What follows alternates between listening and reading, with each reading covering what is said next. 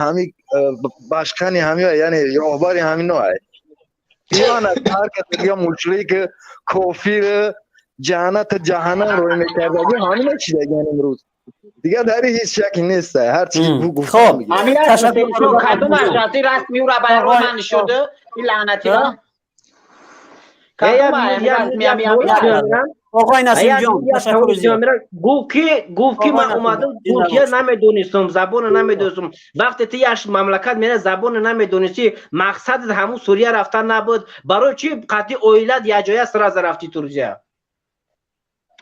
گوش کن برادر اهل اسلام به خاطر آنه که وقتی که من برای مهاجرت به شهر روسیه میخواستم که بیام کار فعالیت کنم رفته زندگی من دوام ده وقتی که من آمدم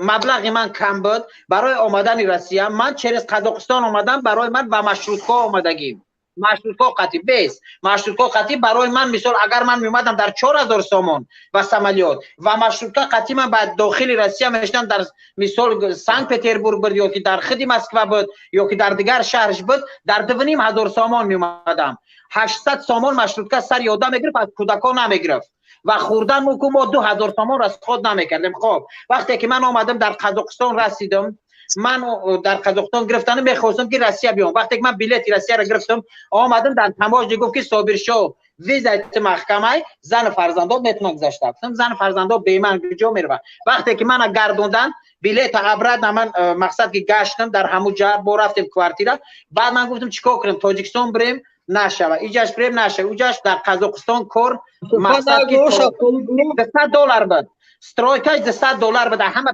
پیش دور 17 سال دستروکا کار کرد $100 من رو گفتم فرپلات نمیدیم تو فرزند نمیخرونم چه خیل میکنم نمیشید بعد من یک شخص حاکی میگن ای همون من گفتم که من ترک تمام نه برای چی نشوه یک لحظه صبر کنید ساعت 4:30 ساعت چه در جمع ششگی صحبت داریم درست است که شما هم میدونین یک چند لحظه در بگیم پیوست میشه صحبتون میکنین میرین اما ما در اینجا 5 ساعت شیشتگی هستیم من میگم مردم گوش میکنم بیره سخن میتیم و سخن میتیم ما به خاطر خود شیشتگی این بیا گپام بزنیم تیار کنیم آخه چه به خاطر شیشتگی به خاطر خود شیشتگی میگم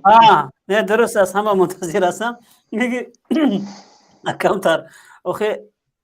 یا کمتر انصاف کنه که دمام آخه بچه ساعت دیگه 5 ساعت شد به هر صورت من قبولش میکنم خب انا اینجا از همه بگم که کسی که ایرا میشناسه برادر سعدی است بله خودتون میدونین که سوالش بتین و اون سوالا را که جواب داد نداد دیگر میگذاریمش بگذار قطعی سعدی صحبت کنه و صحبت به انجام میتیم 3000 تا پراپوش ویزا اومدگی در واتساپ